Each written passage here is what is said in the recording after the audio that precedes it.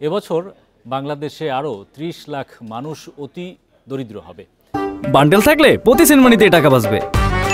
বিকাশ send money bundle কিনে জিতুন প্রতি লেনদেনে।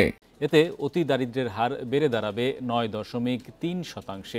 বিশ্বব্যাংকের বাংলাদেশ ডেভেলপমেন্ট আপডেট প্রতিবেদনে এসব তথ্য তুলে ধরা হয়েছে।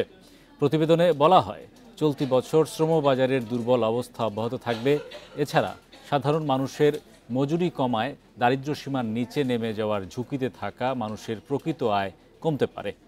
বিশ্বব্যাংক বলছে, অর্থনৈতিক কর্মকাণ্ডের ধীর গতির কারণে গরিব মানুষের জীবনে বেশি প্রভাব পড়ছে। এতে বৈষম্য আরও বাড়বে বলে মনে করে বিশ্বব্যাংক। প্রতিবেদন অনুসারে অতি দারিদ্র্যের হার ৭.৭% থেকে বেড়ে ৯.৩% উঠবে। একই সঙ্গে চলতি বছর জাতীয় দারিদ্র্য হার ২.৫% থেকে বেড়ে হবে ২০.৯%।